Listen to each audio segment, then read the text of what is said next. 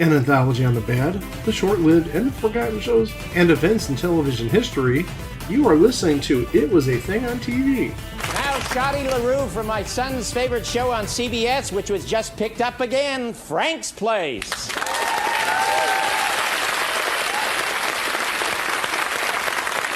Episode 569. Nice. Happy 69.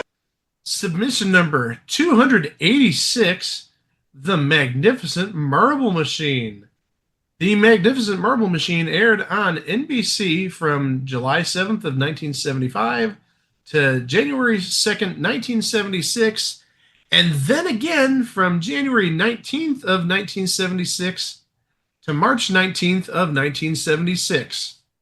Here comes some circus-ish music your way.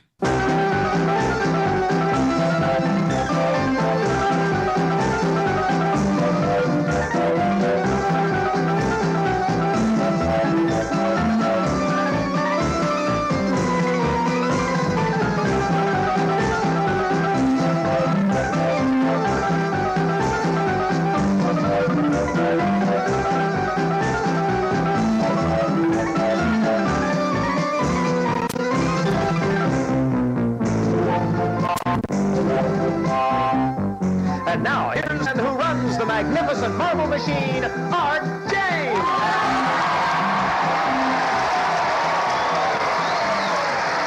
Thank you. Thank you very much, everybody.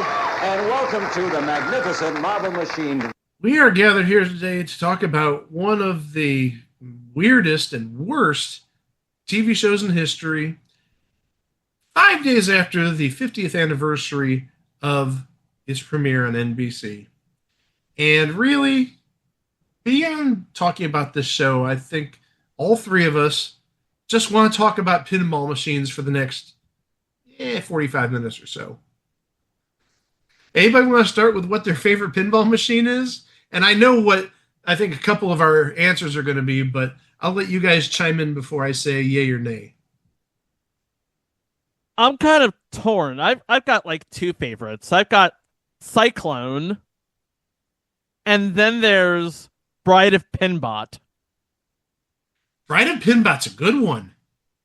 Neither of those is the answer I was actually expecting, but like I said, Bride of Pinbot's a very fun game. I agree with you on that.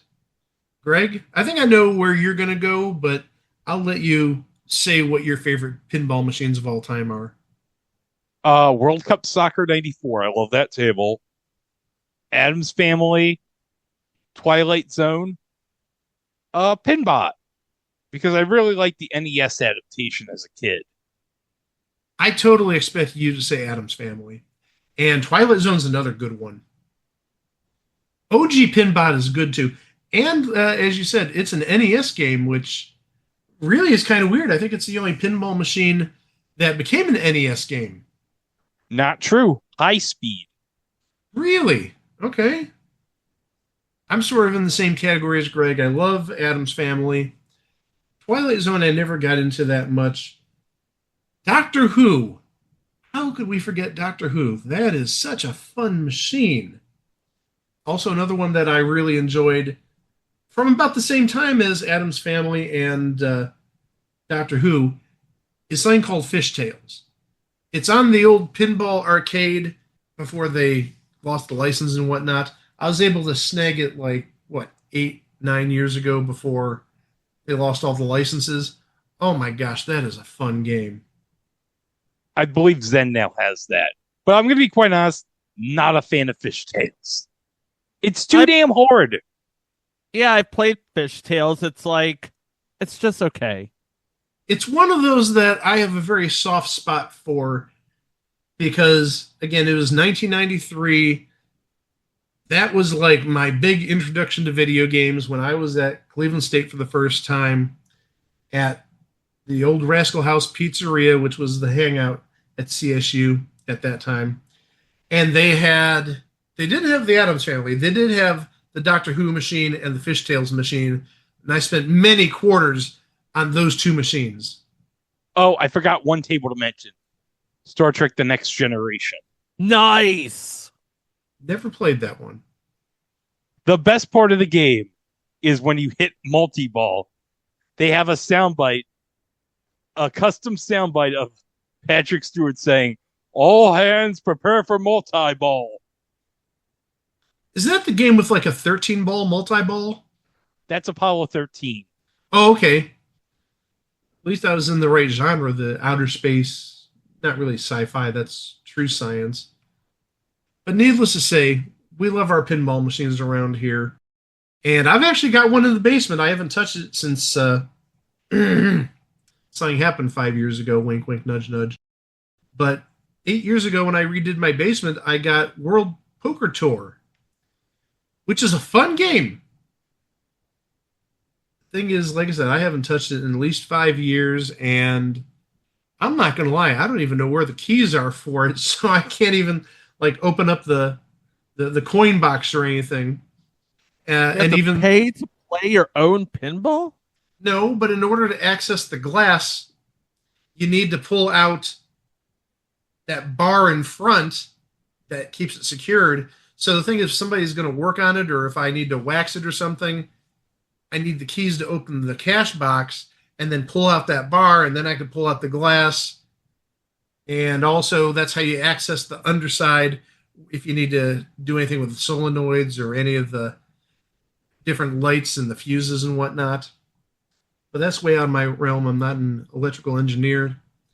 So, maybe if I decide to get rid of that machine one day before I get rid of it, I'll call an expert in and say, hey, make this work like it did in 2007.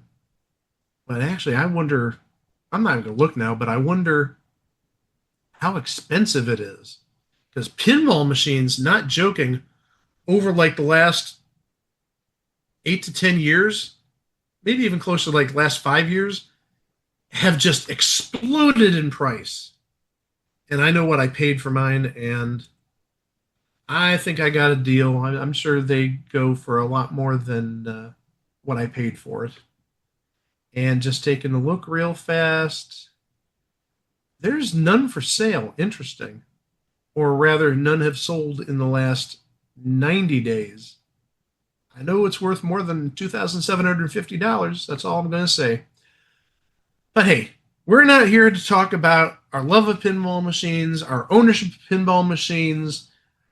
Oh, yeah, speaking of ownership of pinball machines, did you see my little Pac-Man machine here on my desk? A little toy pinball. Yeah, I saw it. Well, you saw it back December when I got it because I posted pictures about it, even though I didn't really set it up until I think it was like April or May. But I saw it at BJ's for $60 when it's normally 90, and it's like, I don't know how I'm going to live with myself if I don't pick this pinball machine up, this little desktop pinball, for $60. I was surprised they had a couple of machines left, and I snagged one, and it took me almost 6 months to get it up and running, put the labels on, and play it. Loud but fun. Money well spent. But again, we're not here to talk about our love of pinball machines, our ownership of pinball machines. We're here to talk about this show that is universally panned. Good in theory, not good in execution for a number of reasons. First and foremost, your host is Art James.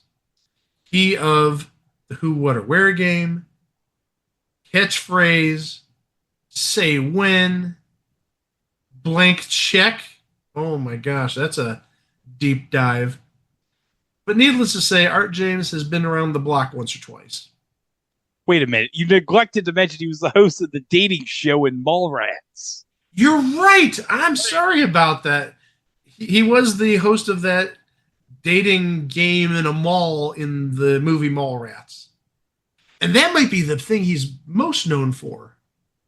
Mallrats obviously has a big following.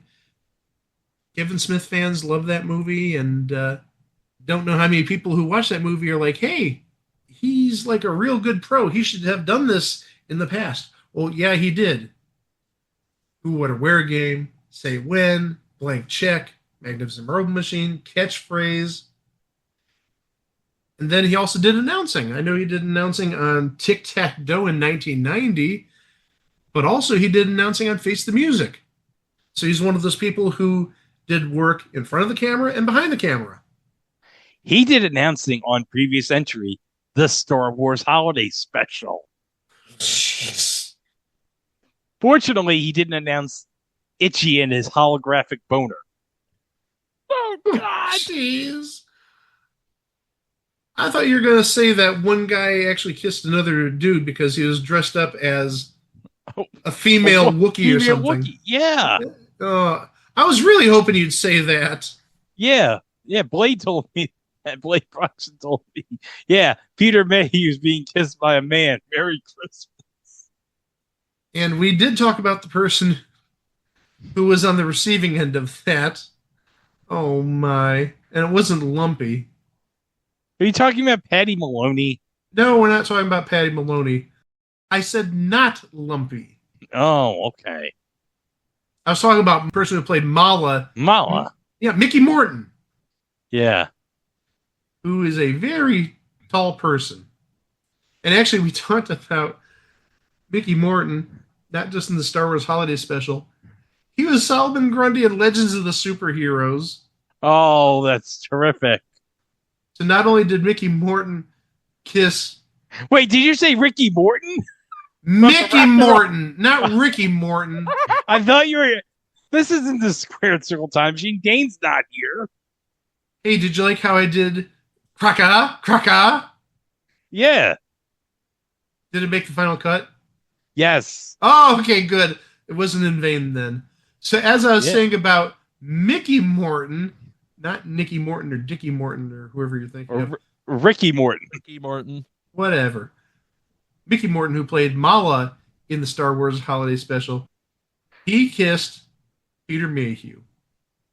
So you're talking literally a 6'7" person kissing a 7'5" person. That's the tallest kiss in history. But we're not here to talk about Star Wars Holiday Special, thank heavens. So getting back to the Magnificent Marvel Machine. It was announced by Johnny Gilbert, who is still going strong now. Gosh, what is he? 96? He's going to turn 97 literally the day after this episode is released. And Johnny Gilbert has been around game shows seemingly forever. He at least goes back to the 50s because he hosted Music Bingo back in like 58 or so. So he's creeping up to 70 years on TV game shows. That's amazing. Getting into the game itself, the game is played in two distinct different rounds. The first round, you have, in the original version, the non-all celebrity version, you had a civilian and a celebrity, and you had clues come on this electronic display, and really the clues were very much like Scrabble. It's almost like the beta version of Scrabble, or even the alpha version of Scrabble. And by Scrabble, you mean the Red Grundy version, correct? Yeah, of course. The idea was to buzz in, and you buzzed in on these big balls, these, not those types of big balls, get your mind out of the gutter, these big, like, pinball-looking orbs. You smack down on the buzzer, and you give the answer, and at least to start, you had to get 5 correct in order to go play the machine. In the celebrity version, though, it took 4 correct answers to get to the machine. So you had sort of a Scrabble-ish game there, which I think was, again, a prototype for Scrabble. But then you get to the machine. If you've ever seen somebody play a pinball machine, it's not really fun unless you have some sort of stake in the game. You don't go to a pinball machine and lean over and like, yeah, hit the bumper, get it up the ramp, anything like that. No, you're just like usually kind of quiet because the person playing the pinball machine requires some sort of concentration. This pinball machine had dimensions of 20 feet high, and we're talking about the back box of the pinball machine. So where you saw the different displays of the score and the different prizes, That's 20 feet high. Not that the table itself is 20 feet high. That would be kind of weird. The table itself, the plungers and whatnot, they were like 3, 4 feet high. They weren't terribly high. They were sort of stomach level. But the machine is 12 feet wide. So you can't obviously get your arms around both sides of the table. So for that reason, you had one person controlling the left bumper and one person controlling the right bumper and the plunger to send the ball into play. The machine itself had a lot of stuff that made noises, and the bumpers, which made noise also, that's kind of important in a second. The bumpers had prizes attached to them. To start, anything that made noise, including bumpers and whatnot, scored 200 points, but the rules were eventually changed where the only thing that scored points were those 7 prize bumpers, and that was worth 500 points each time it was hit. Nothing else scored on the table. There are also 2 holes where the game ended. Naturally, at the bottom, between the flippers, if it went off the table, game over. But also in the center of the machine, there was sort of like an angular sort of wall there, and you could hit that ball into that area, and there's a big hole there that ended your round. To start, the idea was to reach a target score. And if you reach the target score, you get to play an all-money round of pinball for 60 seconds. Originally, the goal was 15,000 points, but it is lowered by 1,000 points for each time a player returned to the pinball machine. Later, this goal started at 13,000 points. 15,000 points is incredibly tough to do on the Magnificent Marble machine, so it was lowered to 13,000 points, and that got you to the money round. To start, anything that made noise or any bumper was worth $200 until either time ran out or you hit that hole where you would lose your ball or the ball went through between the flippers. But then later, the money ball was worth $500 for each bumper hit. So those 7 prize bumpers that were scattered around the table. Needless to say, there is a lot of chaos going on here. The rules changed seemingly, not weekly, but with frequency. And your TV show is not going to stay on the air if you keep changing the rules, altering it, making it either harder or easier for people to win. Obviously, making it harder, you're making it more challenging for contestants who come on later. But if you make it easier, that's sort of saying, hey, we made this game too hard to begin with. And really, that was the least of the worries regarding this show. Because seemingly every time they took down the Magnificent Marble machine, something got damaged. Something got dropped, or just moving it caused some sort of damage. So there were a lot of fixes, and actually, at one point, they tried getting as many shows in as possible because they didn't want to move the machine.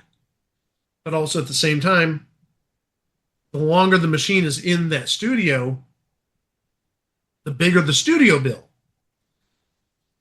So why not get 5 episodes done a day? Or I don't think they'd get 7 or even 10 episodes done, but they rushed it so they could get all these episodes done and then just play them for the next, 6 months. But I saw some stuff online in preparation for this show about pieces of the Magnificent Marble machine breaking down, getting damaged. So it seemed like a very fragile piece of machinery. And that's not even getting into the actual physics of the game. I think one thing that myself and Greg and Chico appreciate about pinball machines is the action. The ball is blazing fast. It's moving here, there, and everywhere, seemingly at the speed of light. The Magnificent Marble machine didn't have that same sort of physics. It was very slow, very plodding. This is a pinball machine you guys probably have never played, but if you've ever played the Hercules pinball machine from Atari back in like 79, and I played it once, I think it was actually the pinball show like 8 years ago where I got my World Poker Tour machine. It's a big machine. It's literally like the world's biggest pinball machine, at least in a commercial capacity. It's probably like 5 feet across or 4 feet across. And it's like, I'd say 10 to 12 feet long, the table itself, and probably a height of maybe about 8 to 10 feet. Big machine, but it doesn't use regular pinballs. It uses what I could probably best describe as plastic balls that are the size of baseballs. They're not softball size, they're a little bit smaller, but again, they're not metal. They're plastic, so it doesn't have the same sort of physics, that same feel that you get from a little metal ball, essentially a giant ball bearing. That was one problem with this show. It was good in theory, but if you can't get those physics down, it just brings the game to a screeching halt. I think both of you have seen this show. Is there anything you want to add about what you've seen? Hip action, forget about it. Because it's not going to happen. And what Chico means by hip action, you can't like nudge the machine.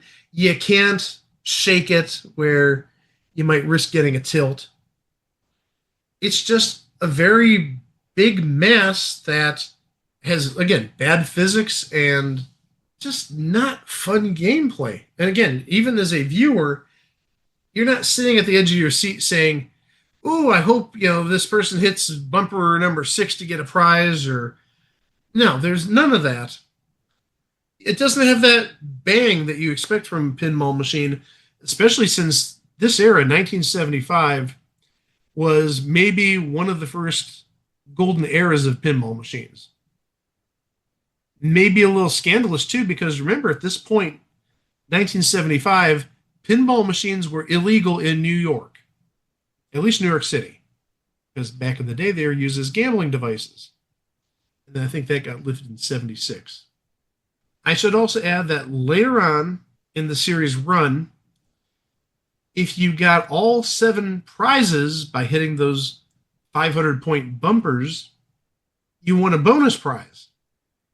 Before we move on, let's go through some of the celebrities who played on the Magnificent Marble Machine, because some of these people I just could never see playing a pinball machine. So we'll start off week 1. You had Florence Henderson and Roddy McDowell. That episode has been on the trading circuit and online for seemingly forever, if you've never seen it. It's definitely a sight. Week 2, Leslie Uggams and Jan Murray. I'm sorry, I was just trying to imagine however old Jan Murray would have been at this point. He doesn't seem like the type that would play a pinball machine. Week 3, you had Vicki Lawrence and Robert Reed. Mr. Brady seems like the type that would play a pinball machine. You know he had one in the rec room for the kids. I would put money on that fact. He had to have one in the basement or the rec room so the kids could play it. Or even in his office. He had one somewhere, absolutely. The following week, week 4, Adrian Barbeau and Jimmy Walker, who clearly needed to do it for the Money. Week 5, Joan Rivers and Robert Fuller. How about that? Joan Rivers and Robert Fuller from Emergency. Well, I mean, both were big in the Heater Quigley family. Each did Hollywood Squares plenty of times. We don't have listings for week 6. Week 7, man, this is a combination. Susan Clark and Frankie Avalon. If Susan Clark got really mad about how the pinball went, would she call down Alex Karras and he'd like beat the machine up? Here comes Mongo. And that would be timely because that was a year prior. Following week, Joanne Worley and Artie Johnson, again, two people who have connections to Heater Quigley, and Laugh-In. Then we have Marsha Wallace and Sam Melville. Then at February and Gary Berghoff. Joan Rivers and Bill Daly. Here's some good Heater Quigley connections. This is end of September of 75. Alex Trebek and Peter Marshall. The host of High Rollers and the host of Hollywood Squares. How beautiful is that? And I do think there's a picture somewhere in, I'm guessing, either Peter Marshall book or Alex Trebek's biography. I think there's a picture from that week. The next week, Lee Merriweather and Gary Berghoff.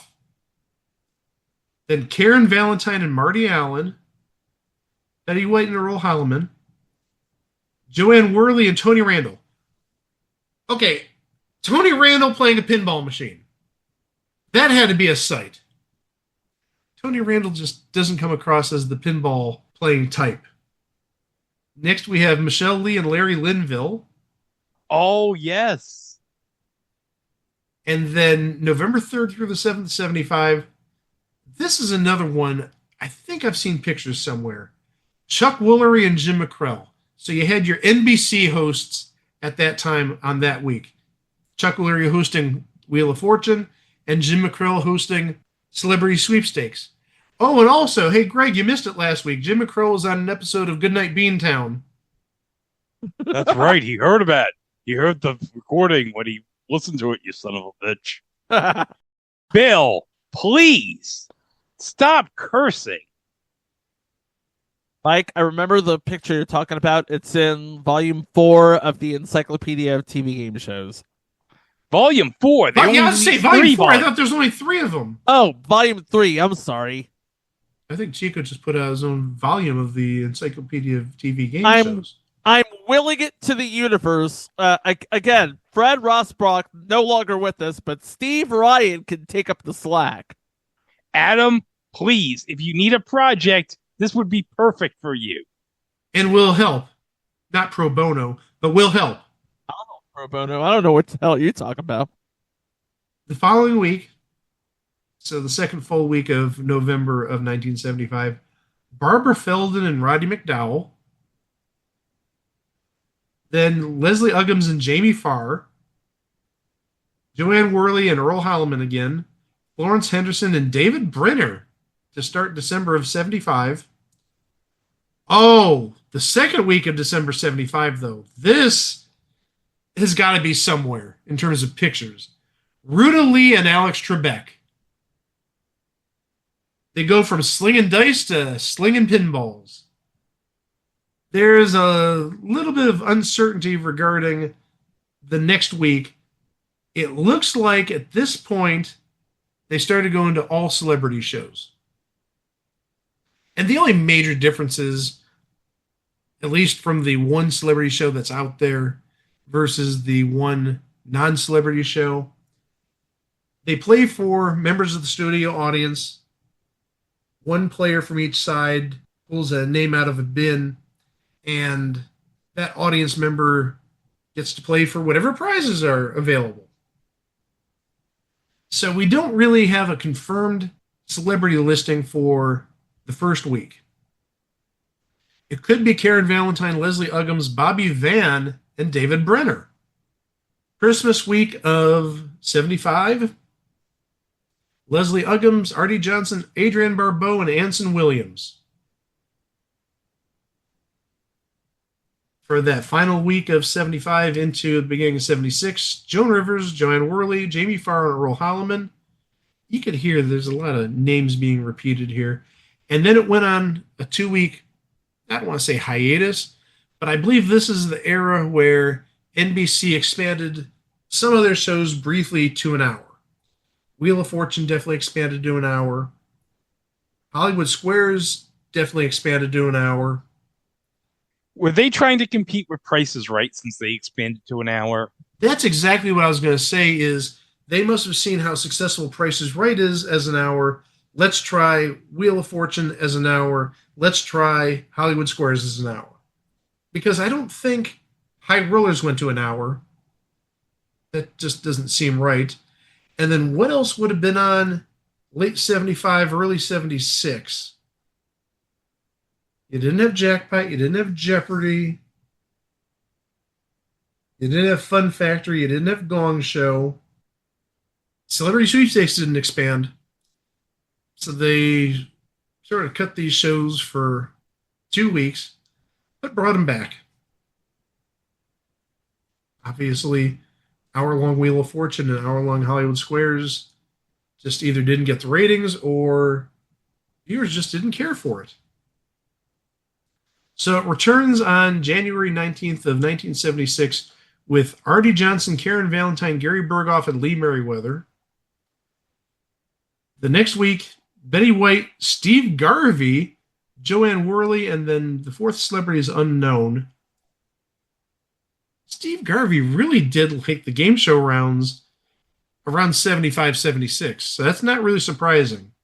And also, that was January of 76, so baseball was probably in its off season. I could see him playing some pinball from time to time.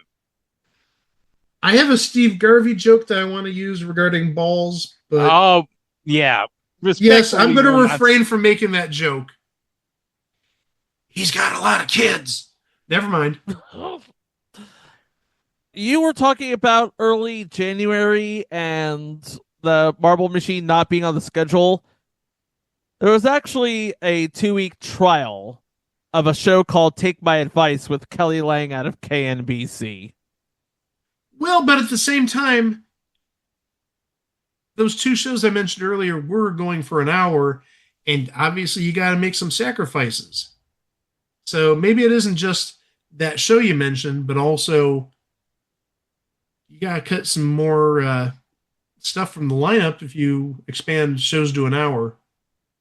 Alas, they're not out there, so we don't know how good, bad, or otherwise they are.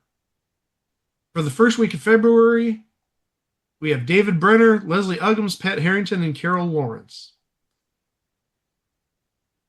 Second week of February, Robert Fuller, Karen Valentine, Jamie Farr, and Della Reese. Della Reese? I know she did like Match Game, but I'm just having like weird images in my mind of Della Reese playing a pinball machine. Not saying she can't. I'm just saying kind of weird. Then we have Joanne Worley, Anson Williams, Denise Alexander, who just recently passed away, and Gary Berghoff. Final week of February of 76, Shelley Fabaret, Pat Harrington, Nanette Fabaret. How about that? Shelley Fabaret and Nanette Fabaret, and Roddy McDowell. First week of March, Leslie Uggams, Artie Johnson, Adrienne Barbeau, and Earl Holliman. Second week of March, Peter Marshall, Ruta Lee, Alex Trebek, and Rose Marie. And then the final original week of the series, Robert Fuller, Carol Lawrence, Charlie Callis, and Joanne Worley.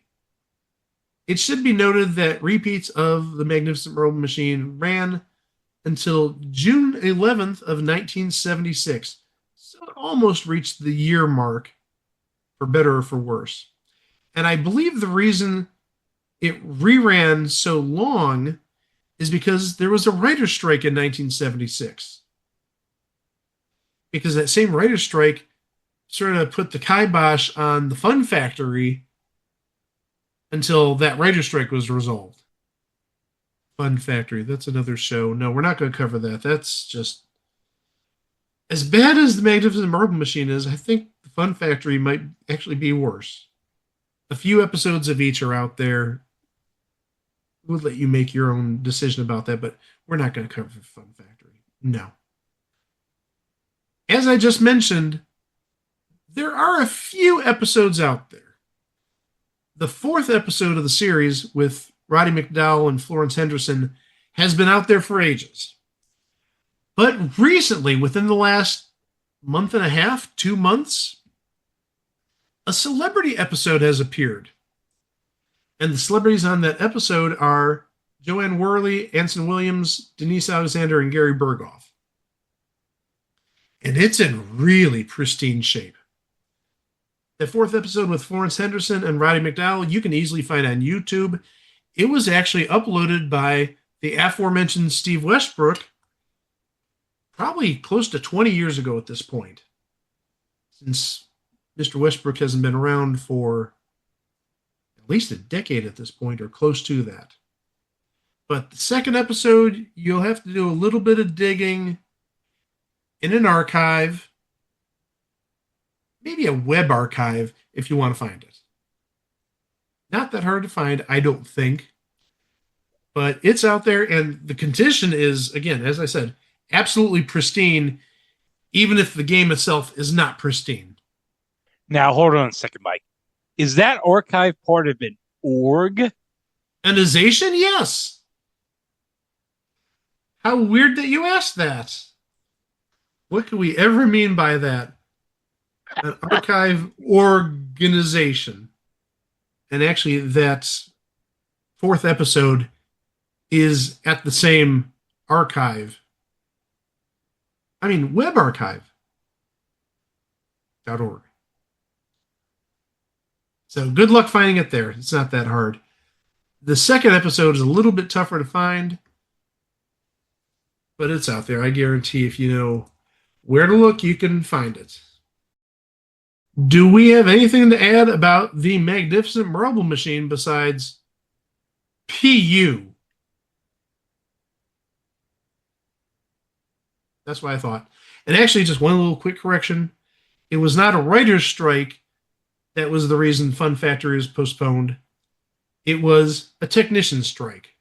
But still, a strike caused that to be postponed and expanded the lifespan of the Magnificent Marble Machine by a little bit longer. So, in the end, what can we say about the Magnificent Marble Machine? It looked interesting on paper.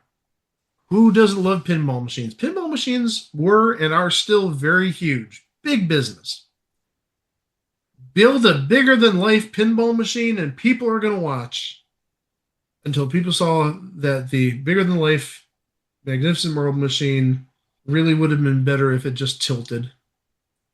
Alas, after almost a year of pinball action with some of your favorite celebrities, the Magnificent Marble Machine just became a thing on TV. You can find us at our website, itwasthethingontv.com, on Facebook at It Was the Thing on TV podcast, and elsewhere at It Was the Thing on TV. You can find us on any podcast player, and we're also on YouTube, where you can subscribe to our channel to keep up to date with our releases, including what's coming up next time. We're going to be talking about an event that happened in your area, and it's fitting because we got the 2025 version of this event coming up. The Fire Festival? No. Well, crap. I wonder what you're talking about. Well, we're going to see some stars in a game. And they'll all be there next time, right here at It Was a Thing on TV. For myself, Greg, for Mike, and for Chico, we will see you with that episode next week. Wow! What? The Magnificent Marble Machine theme? Is this just freaking Winter Cotton again? No, this looks to be a game show.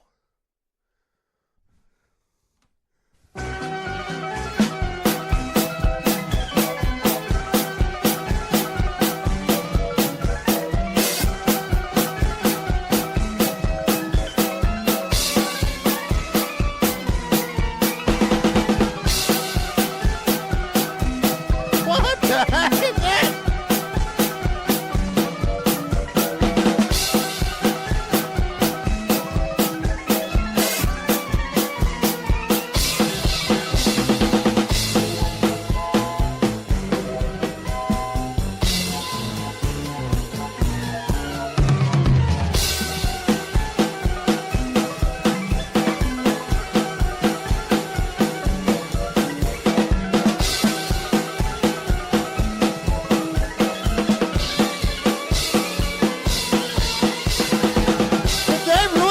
pinball into a game show?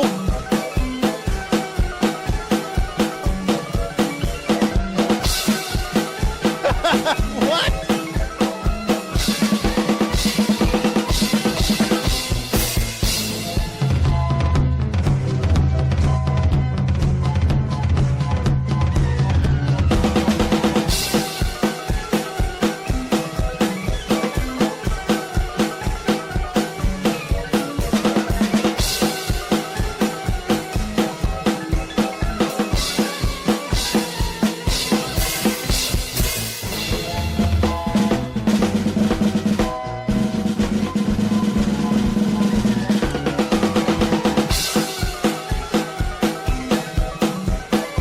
This is hilarious.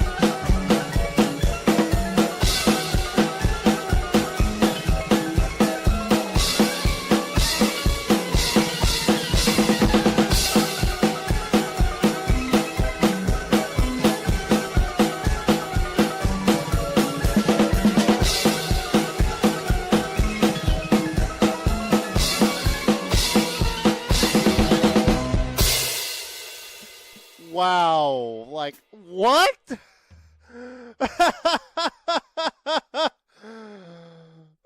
They did turn frickin' pinball into a game show. My God.